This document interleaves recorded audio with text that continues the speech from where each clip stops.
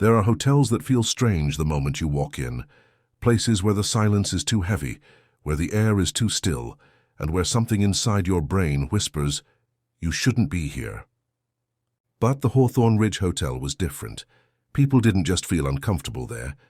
They couldn't sleep. Not for a single minute. Travelers who stayed for one night reported the same thing. They would lie in bed exhausted, close their eyes, and then, suddenly, they'd hear whispers behind the walls, not loud enough to make out words, but clear enough to make their skin crawl. Some described hearing soft footsteps pacing at the foot of the bed, repeating the same rhythm over and over, as if someone invisible was waiting impatiently. Others said they felt a hand slowly brushing their hair while they lay awake, paralyzed by dread. And there was one detail every guest agreed on. The hotel became different after midnight. The floors groaned even with no one walking. The hallways seemed longer, darker, never-ending. The lights flickered in a rhythm too precise to be accidental. And in room 214, where most reports came from, guests claimed that no matter how many blankets they used, the room was always cold. Not a natural cold, but the cold of something standing right next to you, breathing. The local townspeople warned travelers not to spend the night there, but of course when someone tells you don't go, curiosity does the opposite. And that curiosity grew when several guests filmed themselves staying overnight, only to leave at dawn with their suitcases half open, clothes stuffed inside, and terror in their eyes. One guest, an American truck driver named Anthony, uploaded a short video at 3:12 a.m. "I can't sleep. I don't know what's happening. Someone keeps knocking on my door, but when I open it, there's no one." What most people don't know is that Anthony's room camera recorded something else, something he didn't even see.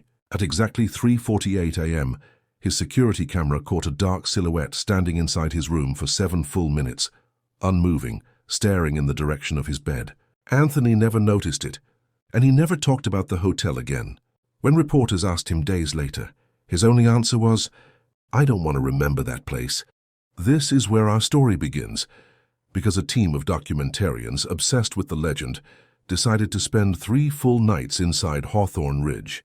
They were prepared: cameras, lights, microphones, thermal equipment. What they weren't prepared for was the truth. Before the documentarians arrived, the hotel already carried a heavy and disturbing history. To understand the mystery of Hawthorne Ridge, we need to go back to 1974, the year everything changed. Back then, the hotel wasn't creepy at all. It was brand new, colorful, lively, and considered futuristic for its time. Families from across the state came to enjoy the pool, the bright lobby, and the fancy restaurant that played jazz every Friday night. But there was one guest the staff remembered more than anyone else. Clara Hensley, a young woman traveling alone, quiet, polite, always reading. She checked into room 214.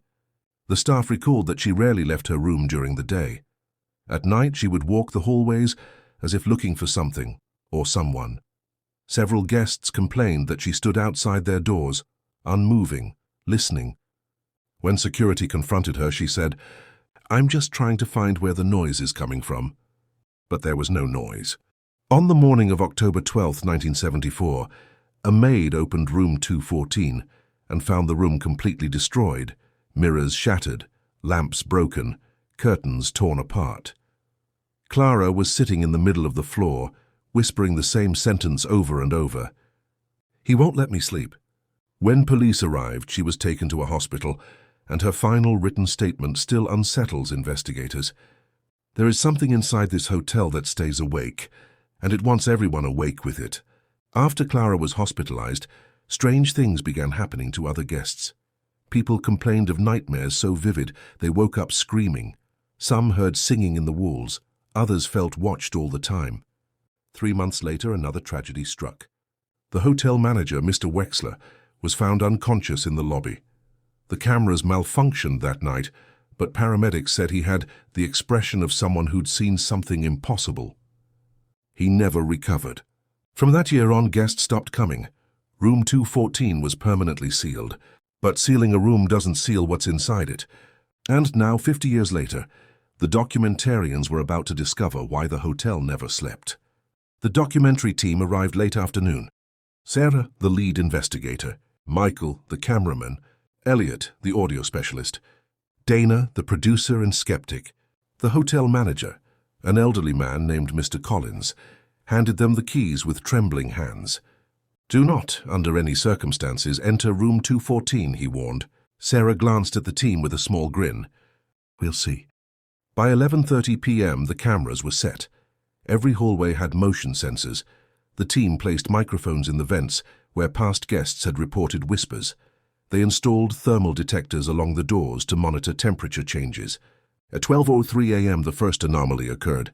A sudden drop from 20°C to 7°C in the hallway. No drafts, no open windows. Elliot checked the audio recorder and froze. There's breathing right beside the microphone, yet no one was standing near it. Michael reviewed hallway footage and noticed a faint, shadow-like distortion crawling along the floor, as if something was dragging itself. At 1:47 a.m. things escalated. The lights flickered in a pattern. 3 flashes, pause, 2 flashes.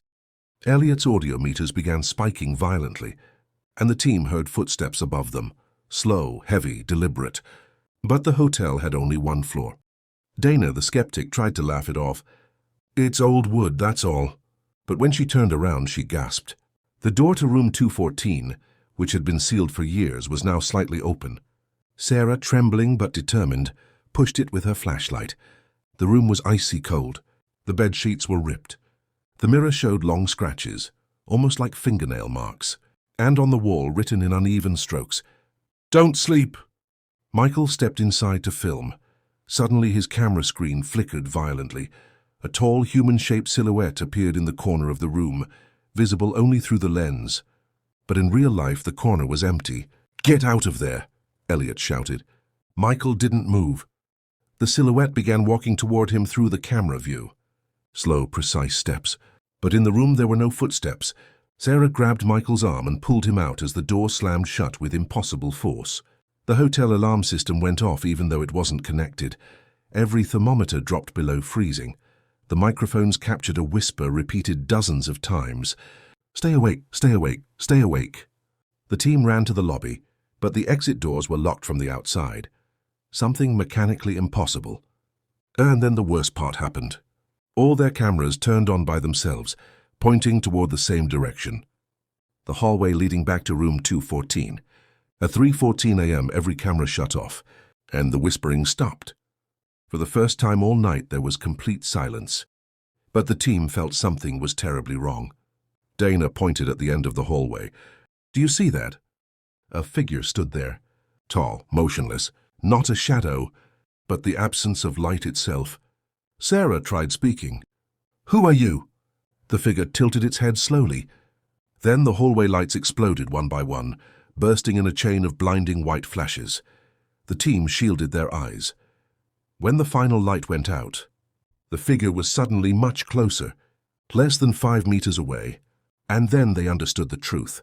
It wasn't a ghost. It wasn't human. It wasn't even alive. It was something ancient, something that fed on consciousness itself. And sleep deprived it. It wanted people awake, exhausted, hallucinating, because that was when it could reach them, influence them, take from them.